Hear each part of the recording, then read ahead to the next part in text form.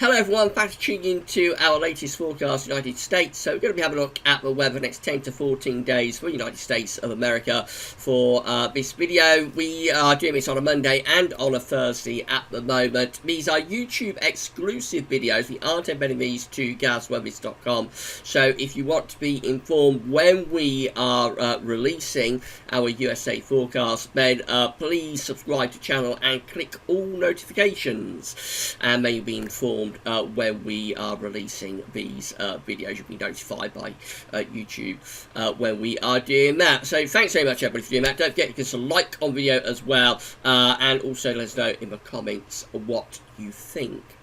Now, I was doing like a Thursday night, a late Thursday night forecast, going like day by day. I've changed the format on that, so it's going to be more like what I do regularly for the UK and for Europe. But it's going to be for America. So we're going to have a look at like 500 millibar high dynamic flow charts, upper air temperature ensembles, and at the end of the video, CFS V2 for the next 4 weeks as well. So we'll see how it goes. Just trying out new things, trying out new content, and you know, varying things up a little bit, seeing what works, seeing what doesn't work as well, and yeah, so let us know in the comments what you think. Right then, let's get on with it. We're going to start off, of course, in the tropical Atlantic. So there's not much happening at the moment. The current situation from the National Hurricane Center is that tropical cyclone activity is not expected in the next 48 hours. So we are in a quieter interlude, although a couple of days ago we did have Tropical Storm Dolly just suddenly pop up, took everybody unawares. But that system has gone now, and things are pretty quiet in the tropical Atlantic for the time being.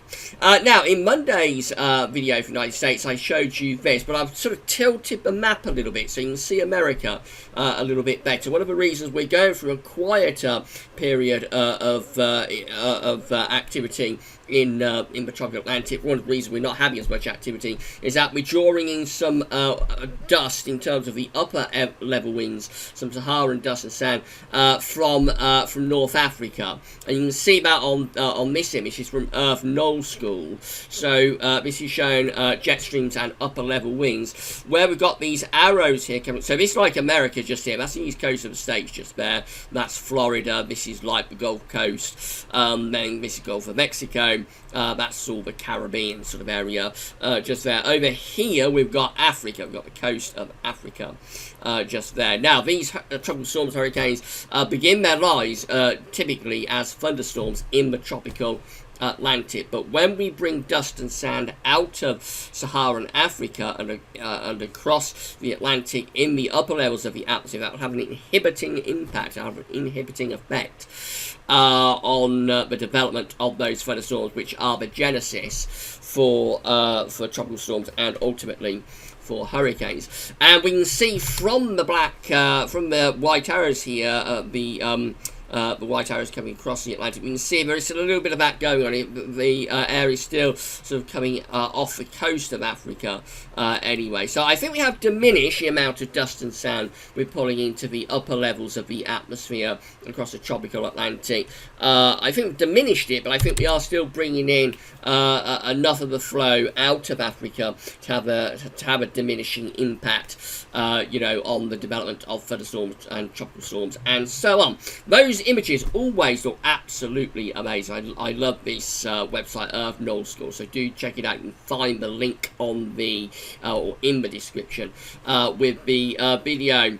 So yeah, that shows things quite clearly what's going on across the tropical Atlantic at the moment in terms of the upper level winds and why things are just a little bit quieter at the moment in the tropical Atlantic. These are the 500 millibar high anomaly flow charts of Penn State University for the next week to 10 days. We've got the ECMWF on the left. The GFS is on the right of the screen as you're looking at it. So 500 millibars is now in absolute high pressure, low pressure, up and moves around by the jet stream. Red extrapolates to above average heights, which is high pressure. Blue to below average heights, which is low pressure. These are from the Penn State University, so these are very much American based. So with the ECM, we've got this area of above average heights sitting across the northern parts of America and extending back into Canada as well. That's a big ridge of high pressure, which is going to suck up quite a lot of hot air into the northern and northeastern part of the states in the next week to 10 days. The GFS is very similar with that as well. Also, this big ridge of high pressure here in the northern part of America. Again, we'll be drawing up quite hot southerly winds across many parts of the states in the week to 10 day time frame. I think we will be seeing temperatures becoming hotter through next week. Heat wave could well be on the way.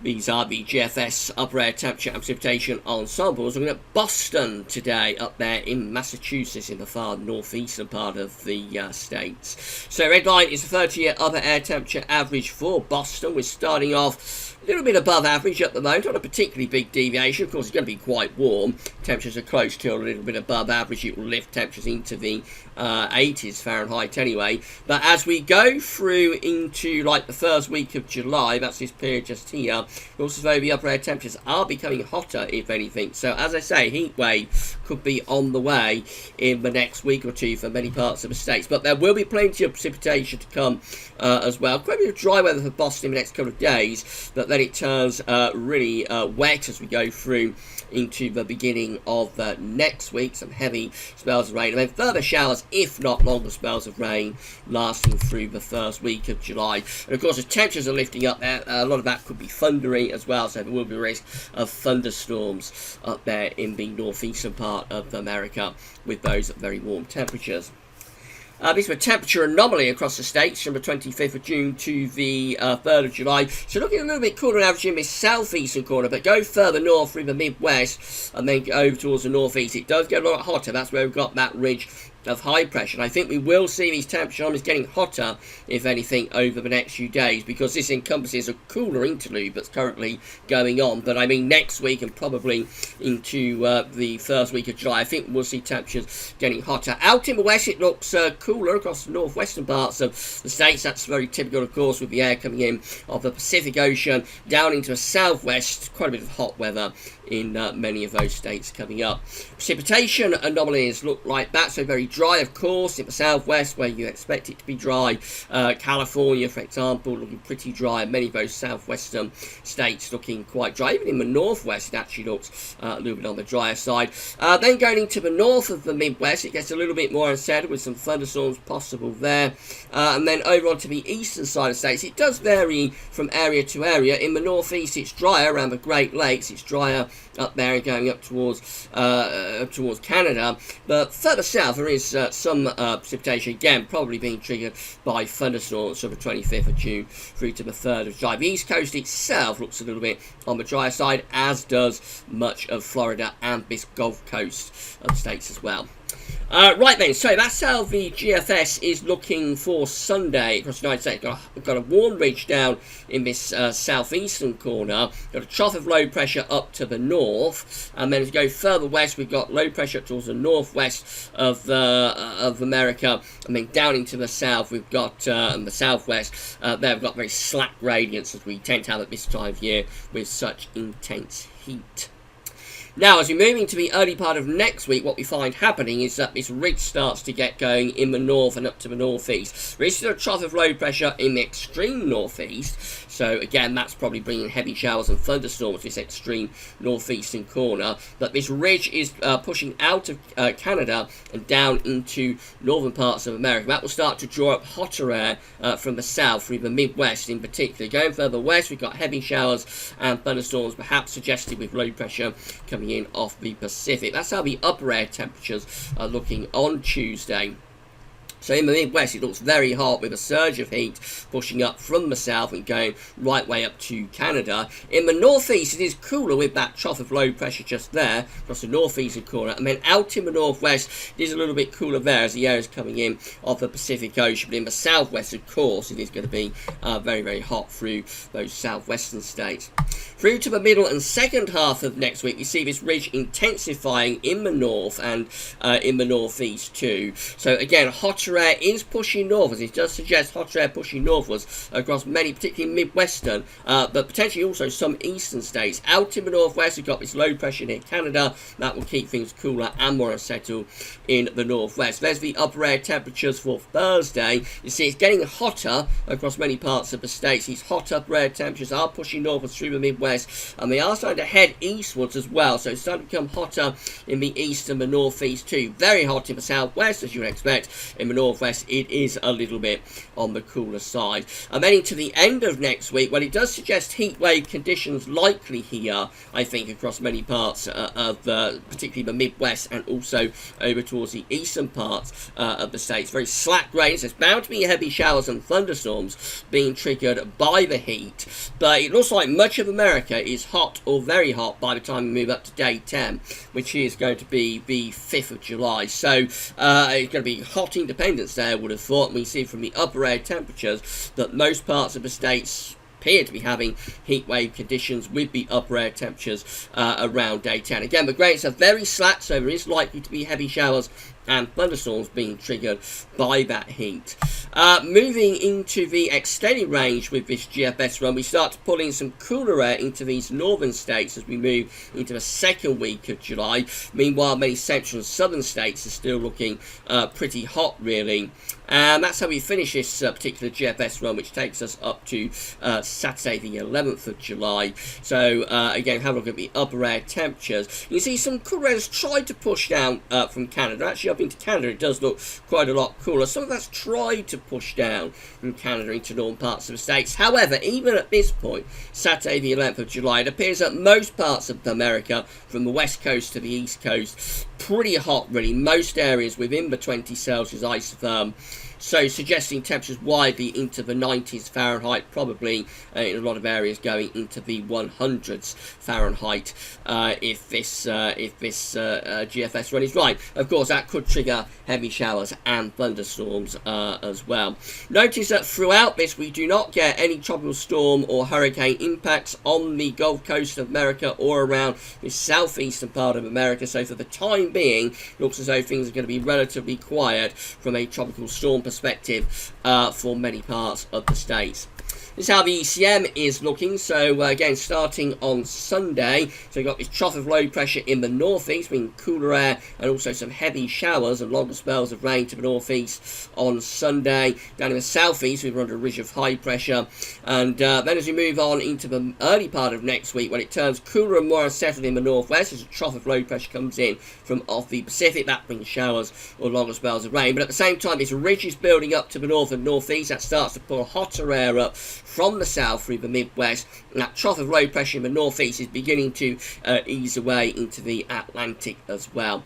That takes us through to the middle part of next week, where it is looking a pretty hot scene really across many, particularly midwestern parts of America. In the northwest, again, it's cooler up there with the air coming in off the Pacific Ocean, as we tend to get quite a lot. And in the northeast, actually, it's a little bit cooler down this east coast with this trough of low pressure just off the eastern seaboard, perhaps. That's how the upper air temperatures are looking for Thursday. So again, it's a hot scene across many parts of the states, except in this far northwestern coastal area. It's not cooler there with wind from the Pacific, but otherwise it is a hot scene really for most parts of the states as we go through to the second half of next week. Very slack gradients through to the end of next week, suggesting hot temperatures but also heavy showers and thunderstorms being triggered by that heat and humidity. And that's how we look with the ECM as we get towards day 10. Again, all looking pretty quiet down in the Gulf and around the southeastern coast of America. No sign of any tropical storm or hurricane activity up to 5th of July. Upper air temperatures for day 10, 5th of July, are looking hot. So yes, I think you can expect a hot Independence Day and a hot weekend for before 5th of July across many parts of the states, particularly hot in the west, but also many eastern, midwestern and eastern states are looking pretty hot too as we get to day 10. So I think heatwave conditions on the way really for many parts of America in the next week or two. Finally, CFSV2, so these are 500 millibar heights broken down to weekly periods.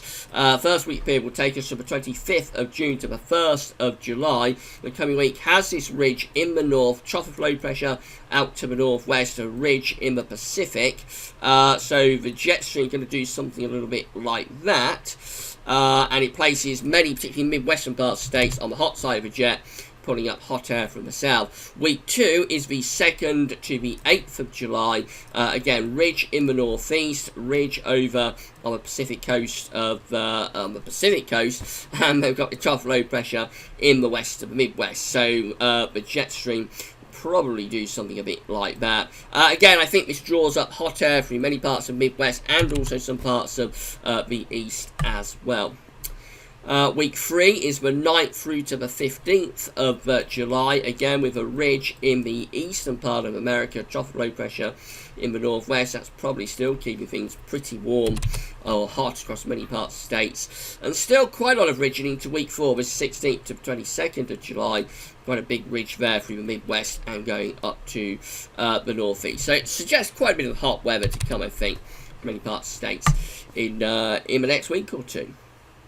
Or the next 4 weeks, I suppose. Temperature anomalies from the 25th of June through to the 1st of July for America, looking hot, particularly through the Midwest and going up to the north. A little bit cooler on the East Coast and a bit cooler in the Northwest as well. Quite a lot cooler in the Northwest, actually. Week 2 temperature anomalies from the 2nd to the 8th of July. Again, hot in the east and the northeast, cooler over here towards the north to northwest. Although the west coast itself is actually quite warm. Many of the southern states looking pretty warm as well there. Hottest weather, hottest anomalies though, definitely in the east and the northeast. Hot weather continues into week 3 too. Heatwave conditions from the 9th to 15th of July through the Midwest and over to the east. Out to the west and the northwest, it's quite a lot cooler through there.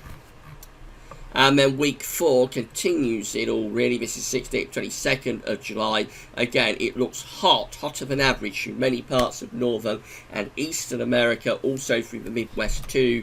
Out to the west, it does look a little bit cooler than average, of course, but somewhere like California, that's still going to be very, very hot, even if the temperature anomaly is like 1 to 2 degrees below average. It will still be really hot. In the northwest, in the Pacific Northwest, and it is a little bit more notable, might actually be quite cool up there. Hottest weather though in terms of anomalies to average continues to be through the Midwest and over to the eastern side. Precipitation anomalies finally for America from the 25th of June through to the 1st of July. Dry but average for many of these southern states and also towards the northeast. Thunderstorms perhaps bring wetter conditions to the Midwest and looking particularly wet out to the north and into the northwest as well. Now this is going to be week 2, which is the 2nd to the 8th of July. Perhaps a little bit more unsettled this week, suggesting a greater chance of heavy showers or thunderstorms across portions of America, especially so down in the south and the southeast, interestingly. So that could be a more thundery type week. Goes drier again though for week 3. This is the 9th to the 15th of July. So particularly the east and the southeast looking significantly drier than average, wetter up to the north. Notice it is going quite wet around Florida and going down in towards the Caribbean. That might be the beginnings of some sort of tropical development going on down there. It could be. It's early days on that. And then week 4 looks like this, going from the 16th to the 22nd of July. So then it's still pretty dry up in the north and the northeast. Relatively dry through the Gulf of Mexico. Looks wetter though for Florida and in this southeastern corner. So that's like going up the southeastern coast around the Carolinas, for example. Now through those areas it's quite dry in week 3. So pretty dry there in that week. Wetter through Florida and down to the Caribbean. And then in week 4, looks like those wetter conditions are extending northwards from Florida up into the Carolinas. Could that be some sort of tropical development? Could this be CFS picking up on some sort of tropical storm, possible hurricane through here in week 3, going in that direction? And then by week 4, it's starting to move up this southeastern coast, up the eastern seaboard. It may be, but it's weeks 3 and 4 from the CFS V2, and as we know from UK forecasting, the CFS is not reliable really for weeks 3 and 4 at the best of times. So that might be some sort of tropical development coming up through middle part of July. If it is, then remember where you heard it first. If it isn't, then please forget it. But there we go. That's how doing for America. It looks like the big story really, as we go into July, is going to be the heat. It looks like there's going to be plenty of hot weather coming up. Heat wave conditions through many parts of America as we move through into the early part of July. Will be big thunderstorms around in places as well. And yeah, very, very warm Independence Day weekend coming up, I think, if forecast is correct. If you've enjoyed this video looking at weather for the United States of America, then please give us a like and let us know in the comments what you think. Don't forget to subscribe to the channel. You'll be notified when we are releasing these videos on a Monday and also on a Thursday. And yeah, tell your friends to subscribe as well. And we'll be back with more forecasts for America on Monday and Thursday next week. But that's all for now. Thanks for watching.